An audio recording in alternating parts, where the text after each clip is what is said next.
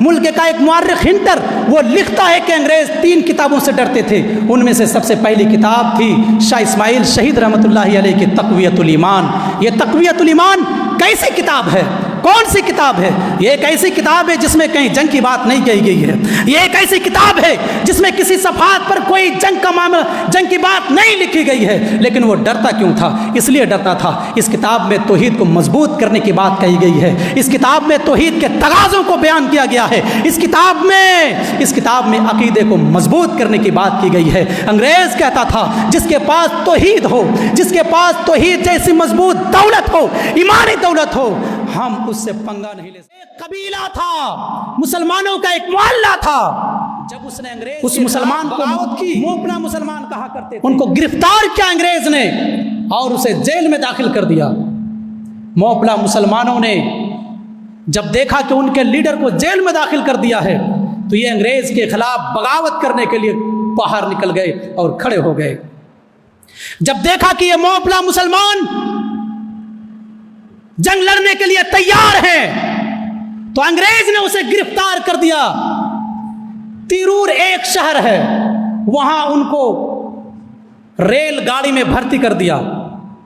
مال گاڑی میں 125 مسلمان کو مال گاڑی کے ایک ہی ڈبے میں بھر دیا. جبکہ کہا جاتا ہے کہ اس زمانے میں مال گاڑی کے ڈبے میں صرف 50 آدمی آ سکتے تھے.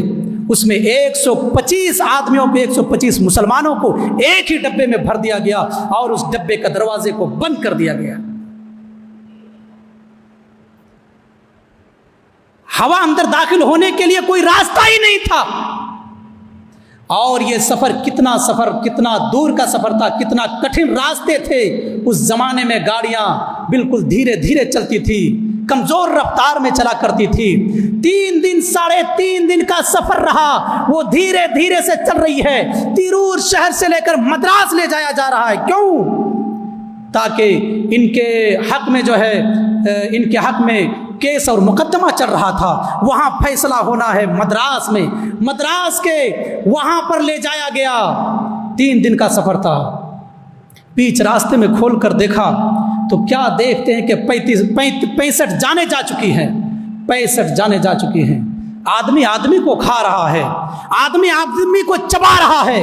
اور جو جانیں بچی ہوئی ہیں وہ بھی نڈھال ہیں، وہ بھی ادمرے ہو چکے ہیں، جان کنی کے حال میں مبتلا ہو چکے ہیں. کتنا پریشان کیا گیا اس ملک کی آزادی میں مسلمانوں کو، کتنا پریشان کیا گیا، کتنی مصیبتوں میں داخل کر دیا گیا کہ ایک 3 دن کے راستے میں جہاں 50 آدمی بیٹھ سکتے تھے، جہاں 50 آدمی آ سکتے تھے، ریل کے ایک ہی ڈبے میں، مال گاڑی کے ایک ہی ڈبے میں 125 آدمیوں کو داخل کیا گیا. 65 جانیں جا چکی ہیں. ان کو مدراس میں لے جایا گیا، کورٹ میں پیش کیا گیا. وہاں کے انگریز جج نے یہ فیصلہ دیا کہ آدھے لوگوں کو پھانسی دے دی جائے، آدھے لوگوں کے جان کو ختم کر دیا جائے، اور آدھے لوگوں کے بارے میں انہوں نے یہ فیصلہ کیا کہ ان کو انڈومان نکوبار میں جو کالا پانی کا جیل ہے وہاں پر ان کو بھیج دیا جائے. کیسا فیصلہ سنایا، کیسا فیصلہ سنایا. کتنی مصیبتیں برداشت کی ہیں. ہمارے اس پیارے پشاور کی جامع مسجد تک کوئی ایسا درخت نہیں تھا جس میں علماء کی گردنیں نہ لٹکی ہوئی ہوں، مسلمانوں کی گردنیں نہ لٹکی ہوئی ہوں. یہ ہمیں بھلانا چاہتے ہیں اور تاریخ کو بدلنا چاہتے ہیں، تاریخ کو ملیا میٹ کرنا چاہتے ہیں.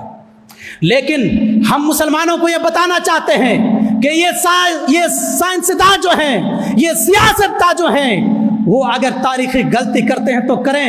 ہم یہ تاریخی غلطی نہیں کریں گے، اس لیے کہ یہ جنگ آزادی کی شروعات 1750 سے پہلے شروع ہو چکی ہے. لوگ کہتے ہیں کہ 1857 میں پہلی جنگ ہوئی، وہیں سے یہ جنگ شروع ہوئی. نہیں، بلکہ اس سے 1 صدی پہلے یہ جنگ شروع ہو گئی تھی. ہم یہ غلطی کبھی نہیں کریں گے، ہم یہ غلطی کبھی کرنے کو تیار نہیں ہے کہ ہم یہ کہہ دیں کہ اس جنگ کی شروعات 1857 میں ہوئی تھی. نہیں، بلکہ اس سے 1 صدی پہلی امام ولی اللہ محدث دہلوی رحمۃ اللہ علیہ سے ہوتی ہے. 1757 سے اور 1750 سے پہلے یہ جنگ کی شروعات ہو جاتی ہے. یہ ہمیں گمراہ کرنا چاہتے ہیں، یہ ہماری تاریخ کو مٹانا چاہتے ہیں. بدلنا چاہتے ہیں اور ہم ہی سے یہ پوچھتے ہیں کہ بتا تمہارے احسانات یہاں پر کیا ہیں؟ اس ہندوستان کو اگر کسی نے سینچا ہے تو مسلمانوں نے سینچا ہے۔ اگر اس ہندوستان سے مسلمان کو نکال دیا جائے تو یہ زمین تڑپ اٹھے گی، یہ آسمان رونے لگے گا، یہ زمین پوچھے گی کہ بتا وہ مسلمان کہاں چلا گیا جس نے اس زمین کو اپنے خون سے سینچا تھا۔ یہ آسمان دھاڑے مار مار کر روئے گا اور کہے گا کہ بتا وہ مسلمان کہاں چلا گیا جس کے اس ہندوستان میں جس کے نشانات ہم نے دیکھے تھے۔ اس مسلمان کو ہندوؤں نے نہیں بلکہ ہندوؤں کے ساتھ مسلمانوں نے سینچا ہے۔ خطرہ اگر انگریزوں کو کسی سے تھا تو مسلمان سے تھا۔ کیوں؟ اس لیے کہ اس وقت مسلمانوں کی حکومت تھی۔ انگریزوں نے اگر حکومت چھینی تو مسلمانوں سے چھینی۔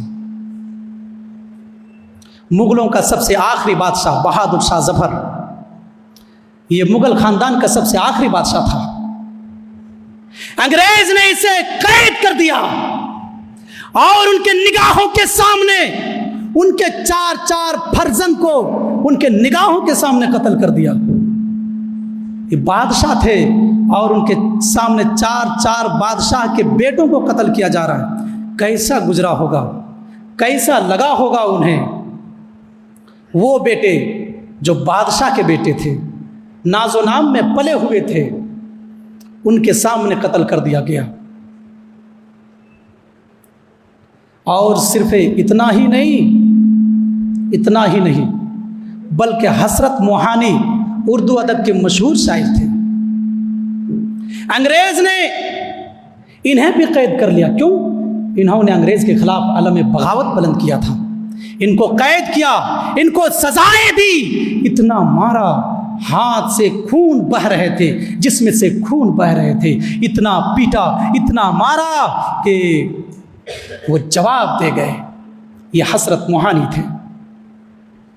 اور صرف اتنا ہی نہیں بلکہ پٹنہ میں ایک قبیلہ تھا، صادق پور کا قبیلہ، بہت بڑا قبیلہ تھا۔ یہ پورا کا پورا قبیلہ اہل حدیثوں کا تھا۔ جب انگریزوں کے خلاف انہوں نے علم بغاوت کی تو آپ کو معلوم ہے کیا سزائیں دی گئی؟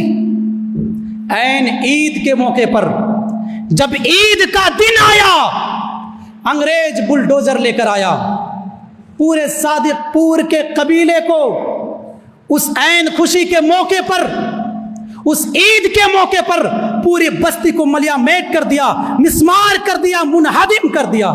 اللہ اکبر! کیسا گزرا ہوگا۔ لوگ خوشیاں منا رہے ہیں، پوری دنیا کے مسلمان عید کی خوشیاں منا رہے ہیں، اور اس دن انگریز بلڈوزر لے کر صادق پور کے قبیلے کو منہدم کر رہا ہے۔ کیسا گزر رہا ہوگا۔ ایسے ہی ہمیں یہ ملک نہیں ملا ہے، اتنی آسانی کے ساتھ نہیں ملا ہے کہ مدارس اسلامیہ میں اپنی بچیوں کو ٹریننگ دی جائے، ناچنے کی، ڈانس کرایا جائے اور کہیں کہ ہم آزاد ہیں، ہم خوشی منائیں۔ اپنے اسلاف کی تاریخ کا مطالعہ کرو، رونا آ جائے گا، رونا۔ کیسے کیسے مصیبتوں کا سامنا کیا ہے مولانا ابوالکلام آزاد رحمۃ اللہ علیہ۔ کیسے انسان تھے، ایسے انسان اس ملک نے پہلی مرتبہ دیکھا۔